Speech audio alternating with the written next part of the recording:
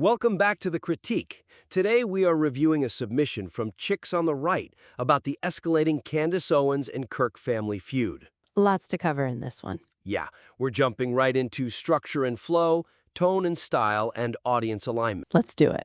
So the segment analyzing the teaser trailer relies too heavily on visual assumptions and lacks the necessary narrative setup for an audience that may not be watching the screen. Yeah, this is what I call the YouTube trap. Right. Creators get so focused on the video edit, the text overlays and the visual gag that they completely forget the audio listener is essentially flying blind. Exactly. Let's look at the specific weakness here. The transition into this Candace Owens clip it's basically non-existent. It's abrupt. Very. The hosts are revved up. They're expressing personal rage, calling the subject demonic and a bitch.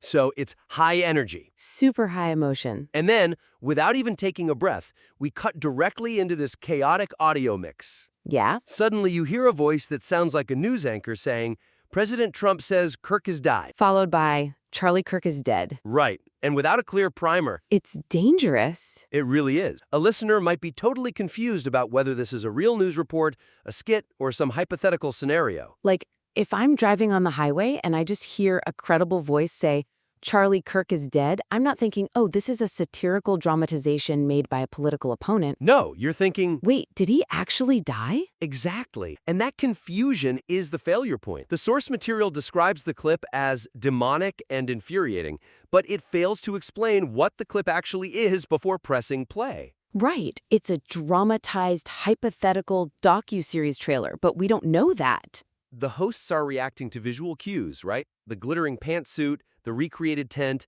but those are only mentioned after the confusion is already set in. It creates this heavy cognitive load. Totally. Instead of listening to the host's actual commentary, the audience is spending the next 30 seconds just trying to orient themselves. Like, is this real news? Who is talking? By the time they figure it out, they've missed the entire point. Yeah. So the suggestion here, the fix, is simple. You need to introduce a pre-roll explanation. You have to frame the nature of the clip before the audience consumes it. You have to be the narrator. You can't just rely on the clip to explain itself. Let's give some concrete examples of how to do that. Before playing the clip, you could just say, we are about to show you a trailer Candace released. It uses a hypothetical framing to suggest a conspiracy around Charlie Kirk's death. Yeah, that sets the stage perfectly. Note the specific imagery of the glittering pantsuit and the claim about 50,000 hats. Or even simpler, instead of just saying, brace yourselves, here it is. Which is just hype. Right, just clarify.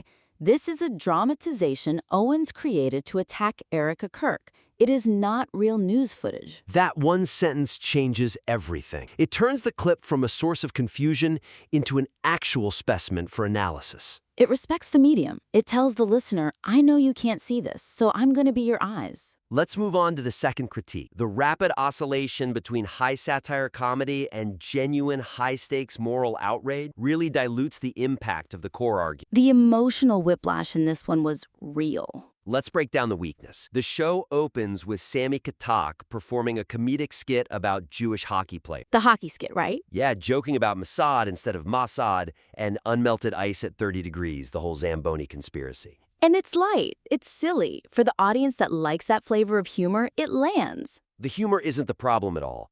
The problem is what happens next. They immediately pivot to saying they are going to rage. Yeah. Calling the subject psychotic and demonic. You go from giggling at a black puck conspiracy to visceral anger in about 3 seconds. The brain just doesn't shift gears that quickly. The listener is laughing at the absurdity one moment and then asked to feel genuine anger the next without any bridge connecting the two sentiments. It actually hurts both segments. If I'm still chuckling, I'm not taking your rage seriously. And if I'm ready to rage, the skit just felt like a waste of time. They feel like they belong in two totally different pieces of content. Siloed. Here is the funny part, and now here is the angry part. So the suggestion is, use the satire as a logical bridge to the serious criticism, rather than treating them as separate silos. You have to make the comedy do the work for the argument. So how do we actually stitch those together without killing the vibe? You use the themes of the skit. For a concrete example, a transition script could be something like this. Just as the hockey skit highlights the absurdity of connecting a black puck to conspiracy theories, the teaser we are about to watch applies that same dangerous absurdity to real people's lives. Oh, I like that. That validates the skit. It tells the audience we didn't just show you that for a laugh. We showed it to you because it illustrates our point. Or you can use the Zamboni joke specifically to frame the serious point. How so? You could say, Sammy Cox jokes about the mystery of the ice, but she invents a mystery where there is none, whether it's unmelted ice or the fake mystery of the Kirk family finances. That is so much smoother. It transforms a Zamboni joke into a narrative through line. You're guiding the listener's emotion from, this is silly, to, this silliness is actually harmful. It makes the show feel cohesive. All right, bringing us to our third critique. Referencing historical context without summarizing the outcome alienates new listeners who aren't deeply familiar with the lore of the feud. The curse of knowledge, assuming the audience knows exactly what you know. The lore here is deep. The weakness is how the hosts mention specific events as if everyone has a PhD in this topic. Right. They say, remember when Meghan mediated and brokered the two women to come together around December 15th? And they just casually throw in that it did not work out well. But they don't explain why or how it fell apart. This assumes the listener has an encyclopedic knowledge of the timeline. If I just clicked because of a headline, I'm lost. I'm guessing Meghan is Megyn Kelly, but I don't know. I don't know why December 15th matters. It creates an inside baseball club. And the same thing happens with the reference to Seth Dillon tweeting a photo. Yeah, that part. It requires the listener to know who Seth Dillon is in relation to the Babylon Bee, or the feud for the filthy trader's response to land effective. If I don't know who he is, I just hear some random guy's tweet. Why does his opinion matter more than anyone else's? Exactly. So the suggestion here is to employ micro-explanations or a positive to define characters and events instantly. Just tiny little descriptive tags right next to the proper noun. You don't need a 5-minute history lesson, just a clause. So for concrete examples, let's rewrite the Megyn Kelly reference. Okay. You say, remember in December when Megyn Kelly tried to broker a peace deal?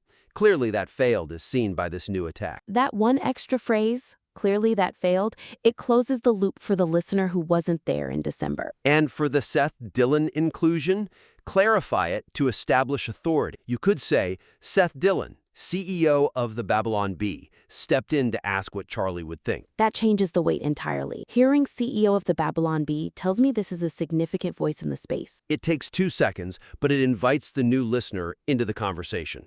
It's just good accessibility. Now, let's talk about the final critique, and this one is crucial. The transition from a high-stakes moral imperative regarding anti-Semitism to a commercial endorsement undermines the gravity of the concluding argument. I physically cringed when I heard this. The cowboy colostrum moment. Let's look at the weakness. The host builds to this massive crescendo, arguing that people must not mute Candace Owens, but fight back for the same reason one fights anti-Semitism. You are invoking one of the heaviest moral frameworks possible. Fighting hatred. And immediately following this incredibly heavy ethical statement, the host pivots with, I'll tell you who does care about you. Cowboy colostrum. Moving from fighting hatred to discussing gut health and flavors like Madagascar vanilla and cake batter, it completely trivializes the serious point just made. It's catastrophic for their credibility.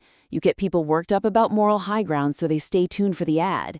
It feels cynical, even if they didn't mean it that way. You cannot mix the fight against anti-Semitism with strawberry flavor comparisons in the same breath. You need a seam there. The suggestion is to insert a palate cleanser or a definitive segment break before the ad read to preserve the integrity of the editorial content. Put a period on the thought before you open the store. Exactly. For concrete examples, you can conclude the political segment fully. Say, this is why we have to speak up. Take a pause. Then say, now, on a completely different note, let's talk about health. That signals to the listener that the sermon is over, and now we are doing the announcements. Or just change the segue hook entirely. Instead of linking caring about you morally to caring about you in terms of gut health, just say, we're going to take a quick break to thank our sponsor, Cowboy Colostrum. Don't try to be clever with it, just take the break. It is so much better to be abrupt than to be offensive to the listener's intelligence. If the audience feels like your outrage is just a funnel for a supplement, they stop trusting the outrage. All right, let's recap the main points. First, frame complex audio-visual clips with clear narrative setups so the listener understands the context before the clip plays.